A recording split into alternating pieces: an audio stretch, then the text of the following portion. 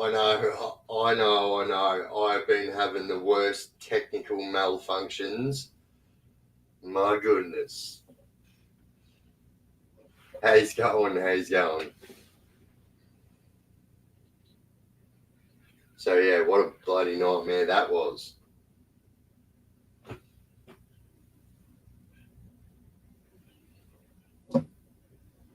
Yeah, bloody nightmare that was.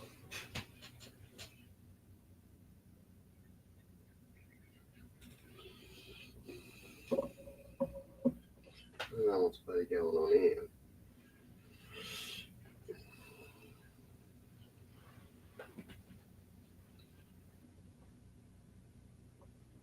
What's going on, legends? Sorry. Gunhead, Anonymous, Colin, K-Top, Trevor Smith, Exiled. Sack your manager for technical difficulties? No, I wouldn't do that. So my God, I just couldn't understand why I couldn't. I even tried going back to StreamYard and everything, and I just couldn't get it because I can only do it this way, where it's like me here in a big screen, and then this one down here in a small screen, or then this way where it's me in a very small screen, or vice versa. And I just couldn't, like, what I wanted was like on StreamYard you can do it differently, so I can make my sizes of my camera, whatever, change the sizes and stuff like that. But yeah, no more cooking for Erin. So yeah, I mean, if you guys want and you didn't watch the thing, I do have the live replay here. But yeah, she got life in prison, so 35 years, I believe, with life. So yeah, no more cooking for Erin.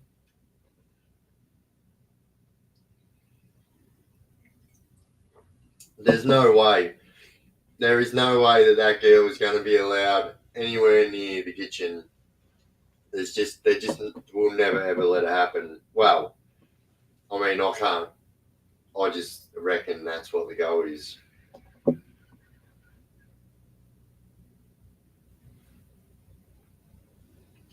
Morning Fire Lotus, Justin Parker.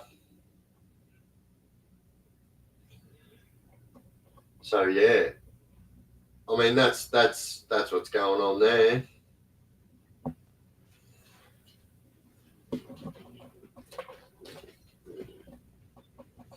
Did everyone watch the sentencing?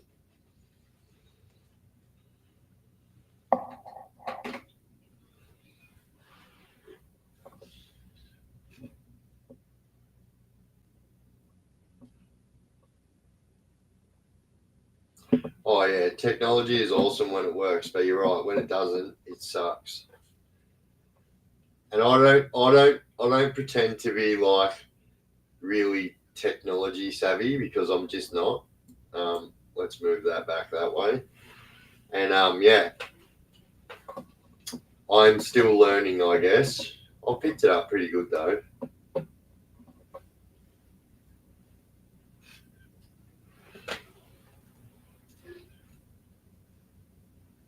You know what the truth is? I've got to start learning how to use what's it called?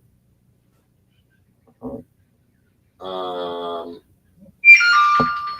you might be able to what's that other one? OBS. OBS.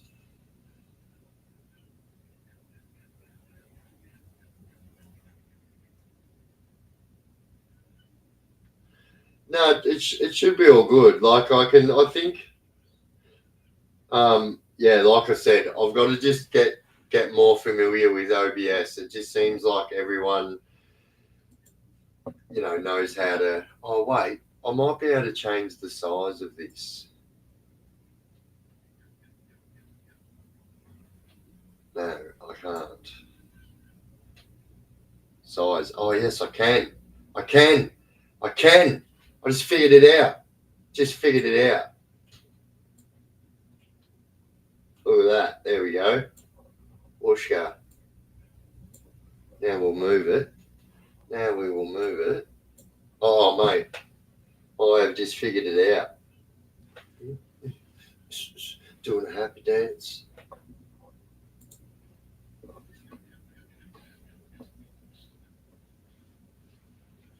Oh, she's an SVO too? She got deemed an SVO? No way. Well, she'll never get a job anywhere. That's the truth. I'm an SVO, and yeah, no job for them. Thanks, Gunhead. I've got my awesome manager here sending me messages saying he can help, but I've just figured this out here. So did everyone watch it? Because if not, like I've fast forwarded this so it's right at the part where the judge is about to start speaking.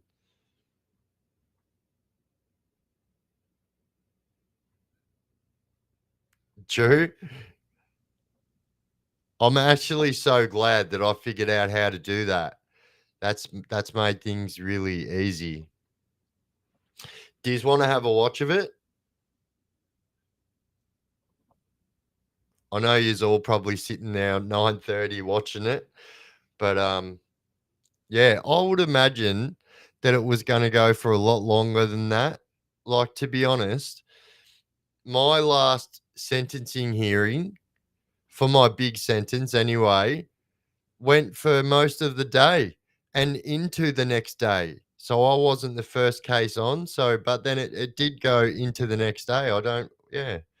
Wonder why it only went for a little bit.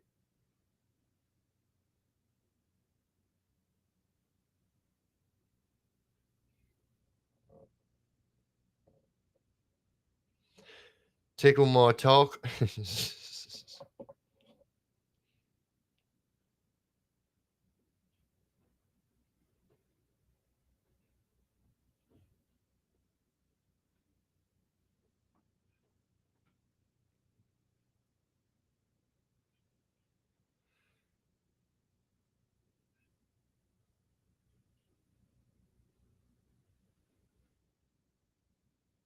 Yeah. So because it's not live anymore, AB, I know you're right, but because this is actually a live replay, so this is like up on YouTube as a video. So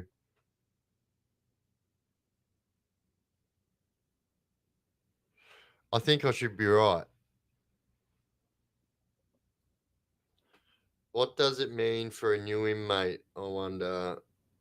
Do they get extra restrictions for going in as an SVO? So I mean, there are certain restrictions. So generally an SVO prisoner will go straight to a unit that is like, fit for them kind of people. So like if you go to Port Phillip when Port Phillip was operational and you were an SVO, you can guarantee you that they're going to send you to one of the Scarborough Norths or Scarborough South units. And then, yeah, so at Barwon, stuff like that, you would go to Diosma. But yeah, she'll go to a unit that is like for violent offenders because although it's a bit of a mixed like bag of nuts, so to speak, no pun intended. But yeah, she will definitely have certain restrictions in certain places. So certain SVOs can't work in the workshop in prison. So but yeah, a lot of prisons like Port Phillip and that don't care about that stuff. So hang on, I'm gonna chuck this chat on the screen.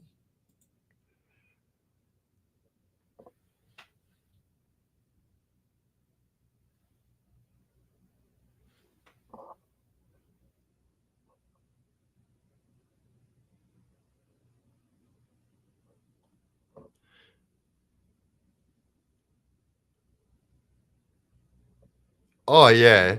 And that's so DML, that's 100% as well. So if you've been found guilty, so like you don't get sentenced on the day you're found guilty. You've got to go away. You've got to make your sentencing admissions and stuff like that. And your lawyer's got to put their case across on, they think you should get less sentence, blah, blah, blah. But because she the whole time said that she was not guilty and didn't show any remorse, yeah, severity of sentence is through the roof. So, but I don't believe that she would have ever got not life. Like, yeah, she got a bottom, which is like crazy because, and I'm not being like biased here, but here's the truth. So females get sentenced a lot less severe than males. If you have a look at the sentencing snapshots, that's what they're called. It's just crazy, like the levels. So I don't think, but it's just crazy how she didn't get just natural life, never to be able to get out.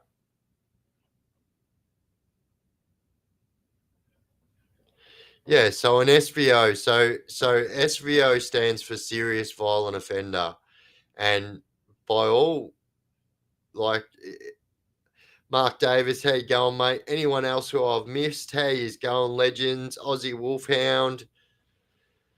Yeah, and yeah, so SVO stands for serious violent offender, and yeah, so her crimes are definitely like serious violent offences. Although, like, she wasn't doing judo chops and stuff like that.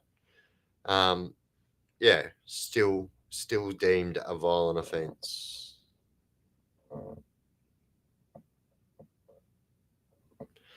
Gunnett, how you going?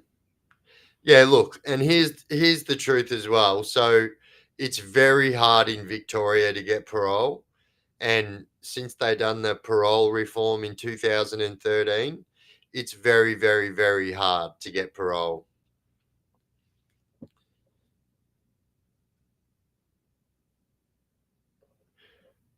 Does anyone believe that Nazi bloke is a government paid actor? I don't know, but all I know is that even people that aren't generally conspiracy theorists are believing this theory this day.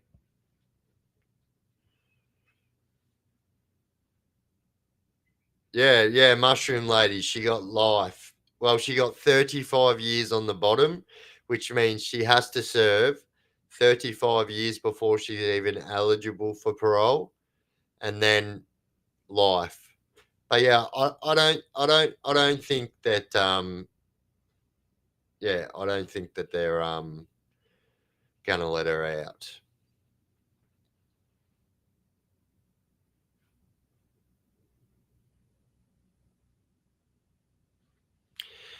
Yeah, you're probably right, Gunhead.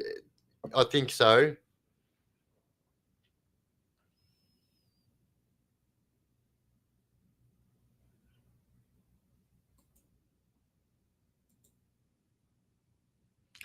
Yeah, well, 35 years. How old is she?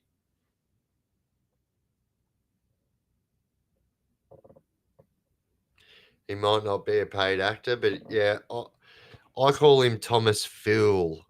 Thomas Phil.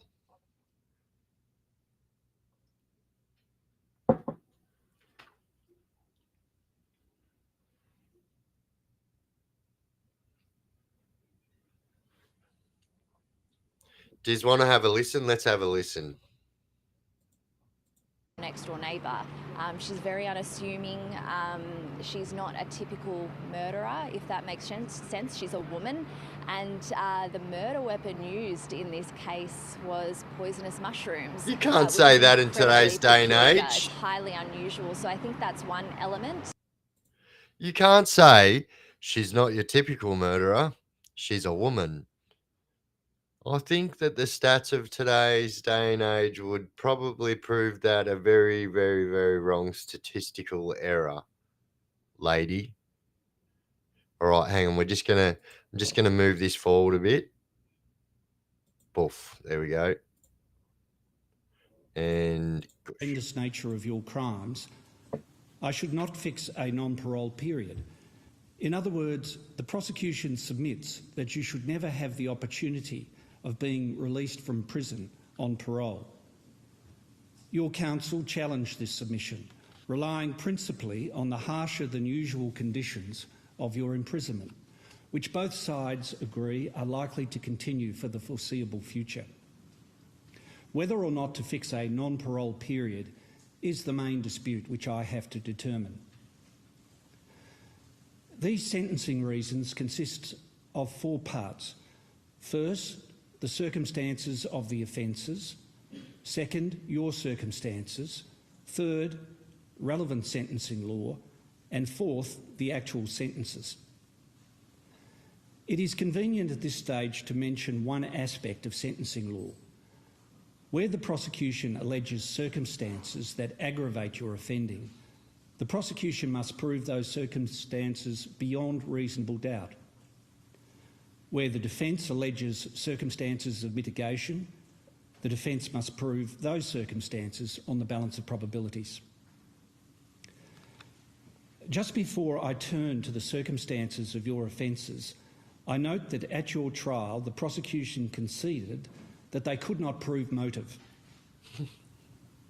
As is standard, I directed the jury that the prosecution did not have to prove motive, only the elements of the offences, and that, quote, some murders occur for no apparent reason. The motives for such murders may only ever be known to the offenders. Clearly, the jury was satisfied beyond reasonable doubt. She's crazy. That's the motive. Only you know why you committed them. Sorry, Your I will Honour. not be Sorry to speculating speak about that during matter. court.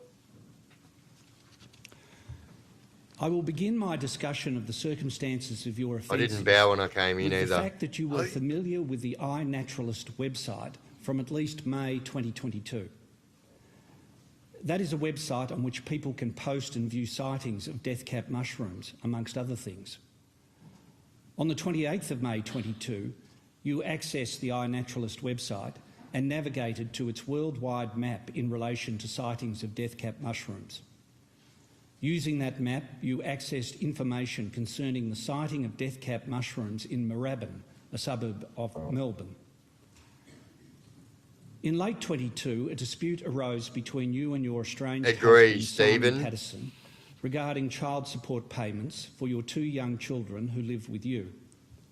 In December 22, you referred to that dispute in your communications with a Facebook Messenger group with whom you shared an interest in true crime. Yeah, that's what she wanted. She wanted the money. Your remarks about both Simon and his parents, Don and Gail Patterson. Amongst other things, you derided your father-in-law's suggestion that you and Simon get together and pray for your children, commenting, quote, this family, I swear to fucking God. You called them, quote, a lost cause. You wondered whether they had, quote, any capacity for self-reflection at all. You said, quote, fuck 'em, and that you suspected Nice shirt, Your Honour. to do was, quote, just to forget about all of them and live your life. You accused Simon of, quote, gaslighting you. Is that a Chopper reference? And Don and Gail of using, quote, weasel words. What are weasel You words? called Simon, quote, a deadbeat, and wondered why Gail was not, quote, horrified by his stance regarding child support. According to your testimony at trial, and to a lesser extent Simon's testimony, the dispute over child support had resolved by early 23. On the 18th of April 23, one Christine McKenzie, a former poison specialist, was visiting her daughter in Locke, which is a small town about a 5-minute drive north. I agree, she shouldn't be released. Where you lived. Excuse me, Your Honour, I'm talking. Ms. McKenzie observed I'm being nice death-cap while you're mushrooms talking. in Locke Reserve and posted details of her observations, including photographs, on the iNaturalist's website the same day. Ms. McKenzie disposed of all the death-cap mushrooms that she could find because of the danger she thought they posed, especially to... All right, so someone's asking if she will have access to her inheritance. So this is some kind of unwritten clause that they have for inheritances and stuff like that. Yeah, she's null and void in that inheritance now. She will not see 1 cent. That'll go to her children. That's what will happen there. Franco Cozzo, what's happening? Signor Franco. Grand sale, grand sale, grand sale. Bandrick and Futterskry.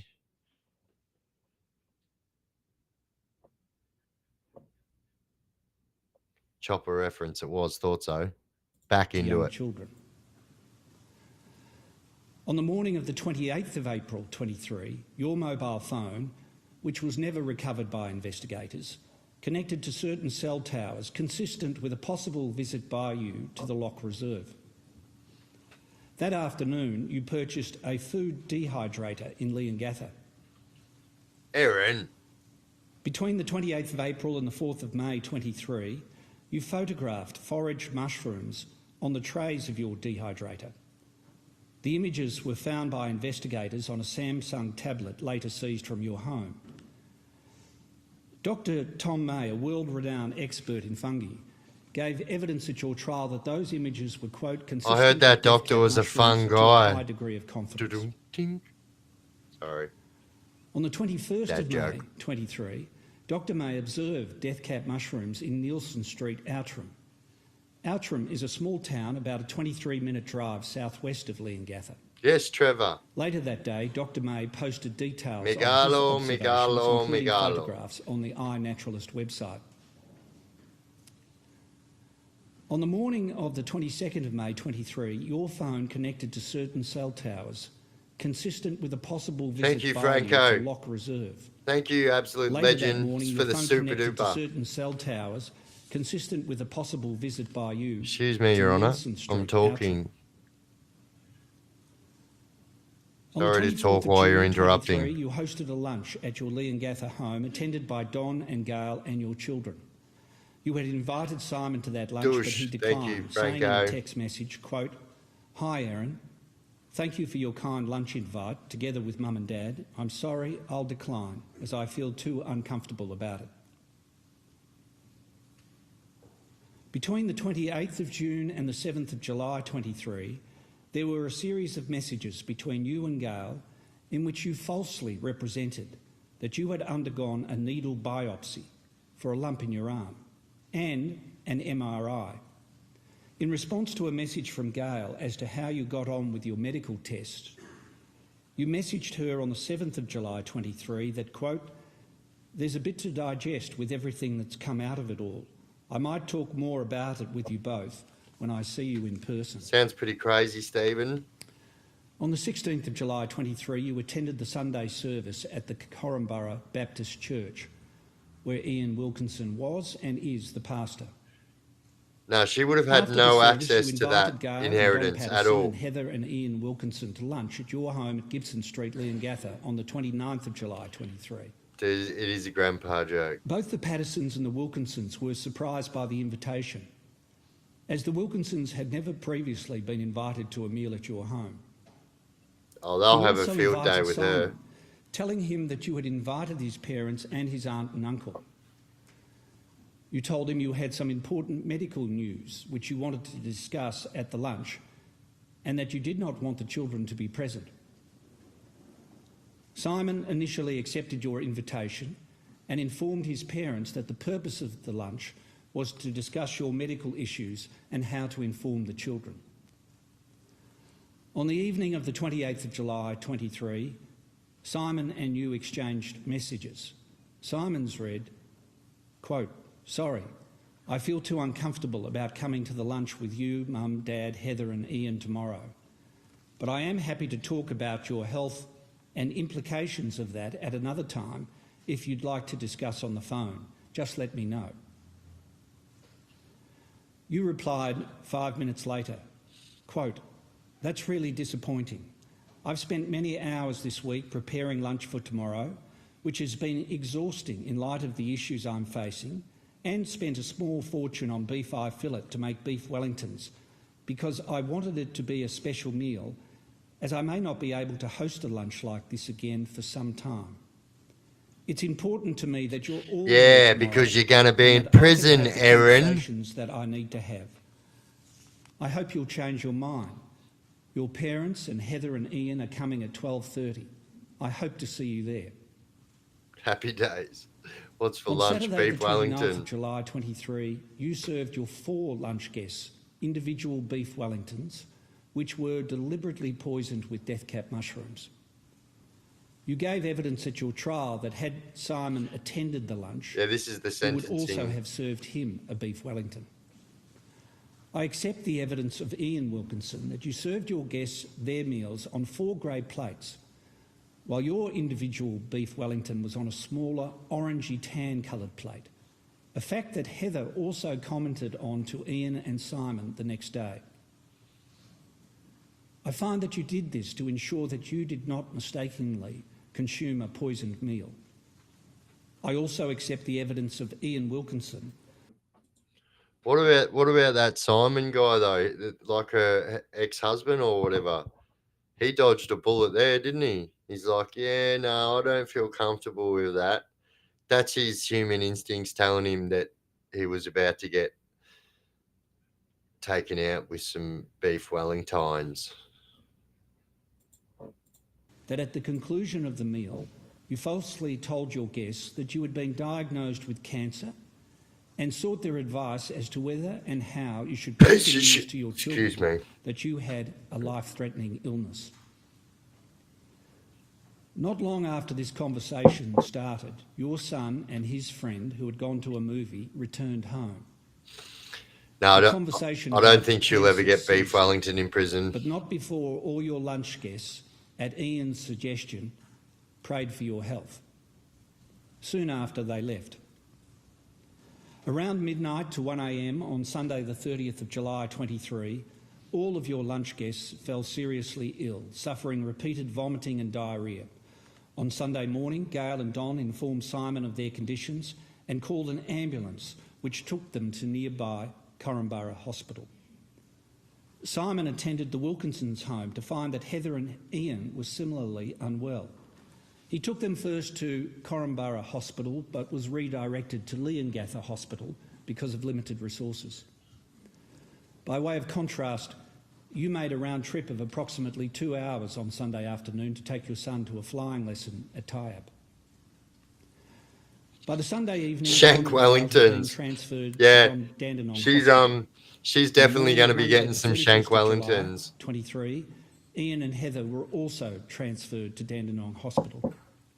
Later that day, Gail and Don were transferred to the Austin Hospital, as were Heather and Ian on Tuesday the 1st of August 23.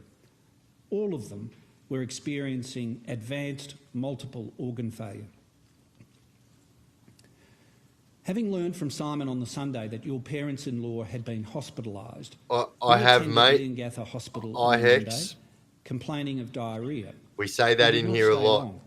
Shortly after a doctor indicated to you that I already death cap have a mushroom T-shirt poisoning was made up. suspected, I just haven't put you it out left, there. I'll show despite you. warnings by another doctor and nurse that your life was in danger. You returned over an hour and a half later. When you returned, you showed reluctance to receive treatment for suspected death cap mushroom poisoning and to organise a medical assessment for your children who were at school. Medical staff were urging you to have the children assessed because you claimed, falsely, that on the Sunday night you fed them the leftovers of the beef Wellingtons with the pastry and mushrooms scraped off. Eventually, you arranged with Simon to collect the children and bring them to hospital. On the Monday morning, police recovered beef Wellington remains from a bin outside your home, which were later found to contain death cap mushroom toxins. This is my new Monday afternoon, baby you clothes were on my transferred to merchandise Monash store. Medical Centre in Clayton. Simon brought the children there. You and the children were kept Says in I hospital just done under 9 months observation. inside. At both Leongatha Hospital and Monash Medical Centre, you were asked by various people, including doctors and representatives of the Health Department and the Child Protection Service, where you had sourced the mushrooms for the beef Wellingtons. You said you had purchased some fresh mushrooms at Woolworths and some dried mushrooms from an Asian grocery. You were vague about the location of the Asian grocery, claiming you had purchased the dried mushrooms several months before and that the shop could have been in one of a number of suburbs that fall within the boundaries of the city of Monash. You Look how long denied my having hair used to foraged be for at the back. mushrooms, a lie repeated in your recorded police interview on the 5th of August 23. At your trial, you maintained the story about having sourced some of the mushrooms from an Asian grocery, but testified that in May and June of 23, you had foraged for edible mushrooms in various places, including the Korumburra Botanical Gardens. You can see it there You too. testified that you had dehydrated these mushrooms and put them in a container which contained the dried mushrooms from the Asian grocery. That's my hair And there that you going used down the there. dried mushrooms in that container along with the fresh mushrooms from Woolworths in the beef Wellingtons. You testified that in this way, Death Cap mushrooms must have accidentally Yeah, I found did their see way Reg into the Regan meals wearing served Reg to your Regan lunch wearing guests. that shirt. The jury rejected this elaborate explanation. They found that you deliberately poisoned the meals of your lunch guests. Yeah, I am Aaron. satisfied that your vague story about the Asian grocery was a lie. When you realised that the lie would not work because Death Cap mushrooms cannot be cultivated commercially and there were no other reports of people falling ill from mushrooms purchased at Asian groceries, you changed tack. You concocted the story you told the jury about foraged mushrooms ending up in the container with the Asian grocery mushrooms and then accidentally ending up in the beef Wellingtons. On the afternoon of Tuesday the 1st of August 23, you and the children were discharged from Monash Hospital. On the morning of the 2nd of August 23, you disposed of your dehydrator at a local tip, the Coonwarra transfer station. On the 4th of August 23, So I do have those t-shirts with just the Chaos Chronicles on there on my merchandise store. It's connected to my channel page, mate. If you just click on that link, it'll take you straight to the merchandise store. I remember, like, yeah, I remember how brain numbing judges reading this stuff out was now. I've sat through way too many of these. investigators recovered your dehydrator from the tip. Forensic examination revealed that the dehydrator contained traces of Death Cap mushrooms. Yeah, I That was same a lot day, bigger there. 4th of August 23, Heather Wilkinson, aged 66, I got a couple of my and Gail Patterson, prison aged photos 70, here. died from Death Cap mushroom poisoning. And Don Patterson, who was desperately ill, was given a liver transplant. On the 5th of August 23, the police executed a search warrant at your home. That's at Port You Phillip. handed over a dummy phone. It was not the phone that you had been using throughout most of 23. The phone which on the 28th of April 23 That's at connected to MRC. certain cell towers indicating a possible visit to Locke, and which on the 22nd of May 23 had connected to certain cell towers indicating possible visits to Locke and Outram. That's me in the Coles commercial. In your recorded interview following the Just search, saying. you denied having foraged for mushrooms and denied owning a dehydrator. Late on the 5th of August 23, Don Patterson, aged 70, That's my died from old Death Cap bike in my mushrooms. kitchen where it used to live. Ian Wilkinson very nearly died, but gradually his condition improved. On the 21st of August 23, he was discharged from the intensive care unit to a ward at the Austin Hospital. On the 11th of September 23, he was moved to the Heidelberg Repatriation That's not Biff, Hospital. that's Buff. On It's the true. 21st of September 23, he was discharged home. He has not fully recovered. He has reduced kidney function, ongoing respiratory issues and reduced energy. On the 2nd of November 23, the police executed another search warrant at your home, seizing more electrical devices. You were arrested and charged. You have been in custody ever since.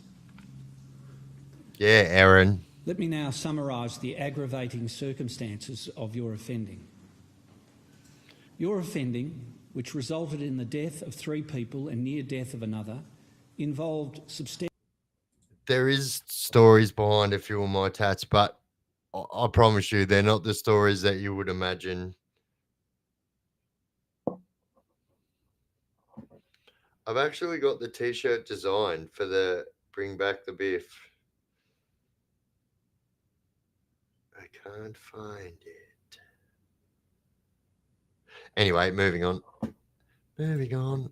Substantial premeditation. I am satisfied that by the 16th of July 23, when you unusually invited Simon, his parents and his aunt and uncle to a lunch without the children to discuss your non-existent medical issues, you did so with the intention of killing them all. No, I don't have a Harley The still. dehydrator, which you purchased in late April 23, enabled you to preserve death cap mushrooms. I had which to you sell brought my into last the Harley for my individual court beef costs. Wellingtons served to your guests.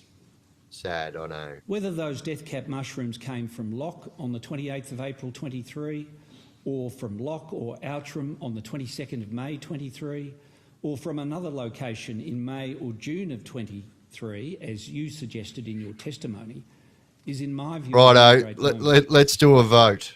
Let's do a vote here. After learning from Simon... Excuse me, Your Honour, I'm talking here. I'm going to need you to just keep it quiet for a moment.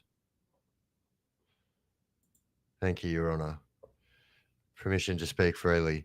No, but who wants me to... Do you guys want to sit through this whole sentencing submission scene, as most of you's already sat through it waiting for me to join this stream? Or we can just move to the sentencing.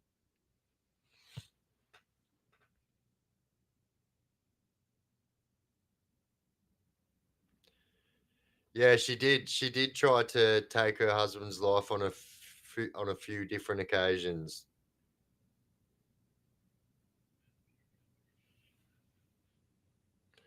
Yeah, no, I don't have a Harley still, but that will be somewhere in the near future. I will be buying another bike. I love riding, and yeah.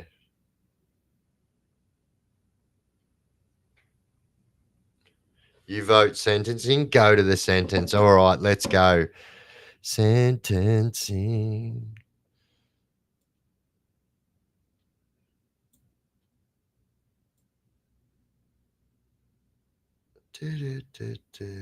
All right, so that should be somewhere around here. To communicate with one other prisoner in the Gordon unit through a wire mesh when the two of you are permitted to use your respective adjoining exercise yards. That other prisoner is undergoing a lengthy sentence for terrorism offences and has attacked other prisoners. You did not ask to communicate with that person and have not communicated with her. The suggestion that you should communicate with her was made by a corrections officer. There is an intercom in your cell which, if permission is granted, you may use to communicate with one other prisoner in the unit at a time, but you have not done so. In order to attend any other part of the prison, for example, the visitors' centre or the library, you are driven there.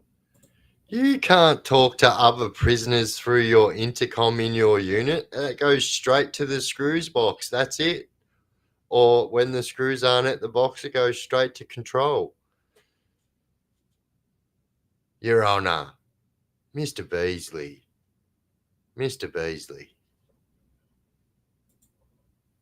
All right. I'll be fucking out of H Division today. Escorted by two corrections officers. Yeah, rat rods are mad. I like rat While, rods. theoretically, prisoners in the Gordon unit are able to access the prison library twice per week for 20 minutes at a time, you have not been able to do so because of staff shortages and a rule that you may not access the library. Buzz up for some shrooms. Consequently, you have only been able to access the library a handful of times during your time in the Gordon unit. United Nations guidelines, known as the Bangkok Rules, provide that a prisoner should not be in separation for more than 15 days at a time, but you have now been in separation continuously for 15 months. There are two prisoners in the Gordon unit who have been there in excess of 3 years. Yeah, Aaron. And whilst Stop the primary sucking. principle in the placement of prisoners is to manage and place them in the least restrictive environment necessary to ensure the safety and security of the individual prisoner and other prisoners, the least restrictive environment can be very restrictive. I'd imagine she's going to try As some for your reverse future bungee conditions of jumping. imprisonment, whilst your placement in the Gordon unit is reviewed monthly, Ms Hosking was unable to say whether you would ever be moved from the Gordon unit. I infer that given the unprecedented media coverage of your case and the books, documentaries and TV series about you, which are all in the pipeline, you are likely to remain a notorious prisoner for many years to come, and as such remain at significant risk from other prisoners. Yeah, Aaron. I turn then to a number of relevant sentencing principles and rules.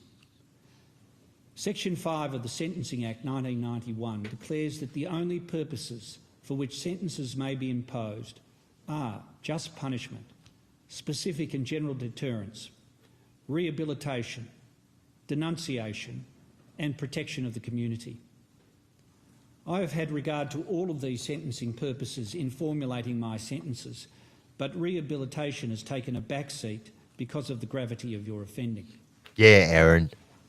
Other provisions of the Sentencing Act that are of particular relevance to your case are as follows. Under sections 6A to 6F, you fall to be sentenced as a serious violent Aussie offender Wolfhound, that's in a good respect of the idea. 3 murders, meaning that the protection of the community is the principal purpose for which the sentences on those counts must be imposed. Under section 6F, your status as a serious violent offender must be entered in the court records. Section 11(1) provides relevantly that if a court sentences an offender to be imprisonment for the term of her natural life, the court must, as part of the sentence, fix a period during which the offender is not eligible to be released on parole, unless it considers that the nature of the offence makes the fixing of such a period inappropriate. I wonder what her dating profile is going to say when she gets out. Hi, my name's Erin. I'm looking for a fun guy. Sorry. Too soon? I don't know. Got a brain injury, I can't tell. Section 11A(4)(a) provides that where an offender is sentenced to life imprisonment, the sentencer must fix a non-parole period of at least 30 years, unless it is not in the interests of justice to do so. It's not in the interest, Your Honour. It's inappropriate to fix a non-parole period. Yes, it's appropriate. Would fixing a non-parole period be contrary to the interests of justice? Are you listening to me, Your Honour? As mentioned above, this is the main dispute that I have to determine. Sentencing case law establishes that, as a general rule, harsher than normal conditions of imprisonment will warrant mitigation of penalty. There is nothing about your conduct whilst in custody which might cast doubt on the application of that general rule. As Ms Hosking indicated, you are in a management unit to protect you from other prisoners, not vice versa, nor do you have any relevant criminal. So a management unit, I've made reference of these units in a lot of my videos. So a management unit is pretty much the slot, except you've got a few more rights. So in a management unit, so I know in males prisons, if you're in a management unit, you get 2 hours out a day instead of 1 hour out a day. And you're also in management units, you can have runouts with other prisoners. But as he's just saying right now, she's not around other prisoners for her protection, not for their protection. Like, yeah, she looks like Kung Fu Panda 2 right now. I don't think she's going to be doing any real damage. Criminal history. Taekwondo. In their written submissions, the prosecution conceded that your conditions of imprisonment are more burdensome than for a mainstream prisoner, and that they are She's likely in to remain protection. for the foreseeable future. The prosecution submitted that this is a, quote, relevant consideration for sentence. Erin's in the case, he's In stoner. oral submissions, the prosecution conceded that this consideration was not just relevant, but, quote, important.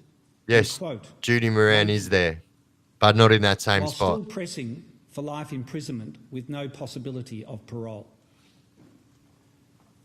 You have effectively been held in continuous solitary confinement for the last 15 months. And at the very least, I can't read that out, there is a Stephen. substantial chance that for your protection, you will continue to be held in solitary confinement for years to come. The Court of Oh, Appeal in Yat against the King referred without criticism to the stick that in your observation that, quote, dehydrator and the dehydrate it, adverse Aaron. health effects of solitary confinement are well established. I note too that Ms Hosking stated at the plea hearing that, quote, being separated has negative outcomes for people. We're very aware of that. I'd imagine, Judge. The harsh prison conditions that you have experienced already Oh my and the God. likely prospect of solitary confinement for the foreseeable future are important and weighty considerations. Everyone which is should going count through for these something harsh in the conditions in sentencing prison, exercise. Your Honour. In my view, the only scope for making them count is by the fixing of a non-parole period.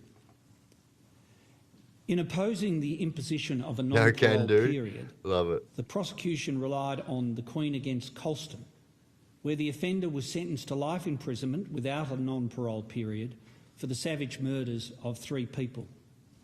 But that case makes clear that, quote, where there is a substantial factor pointing towards clemency, as I consider your present and likely future conditions of imprisonment to be, the fixing of a non-parole period may be appropriate even for an offender who has committed multiple murders. Nah, I think she'll be like Lizzie Birdsworth. Fixing a non-parole period is not to undervalue the horrendous nature of your offending.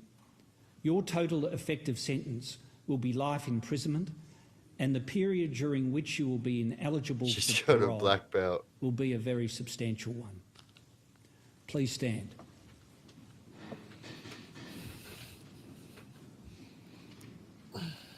For the attempted murder of Ian Wilkinson, I sentence you to 25 years imprisonment.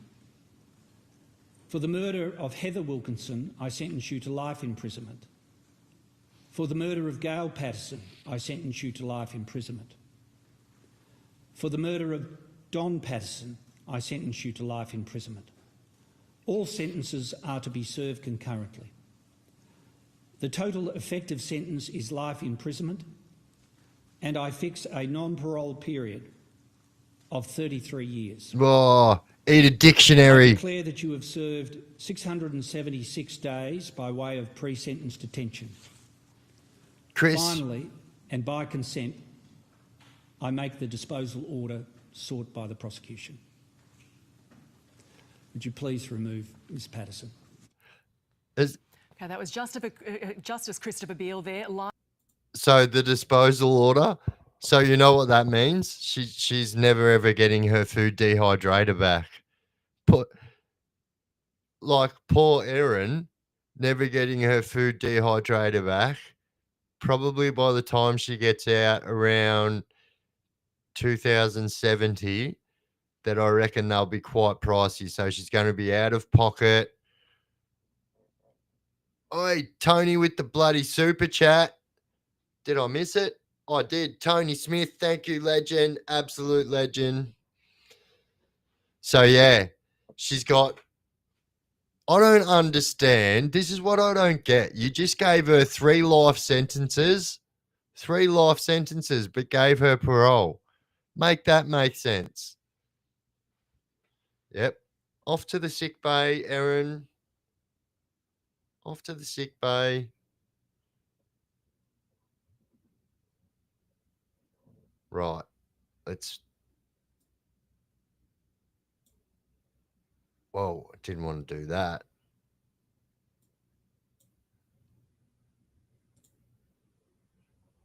Oh, yes. I remember how to do it now.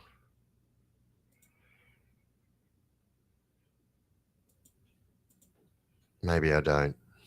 I do, though.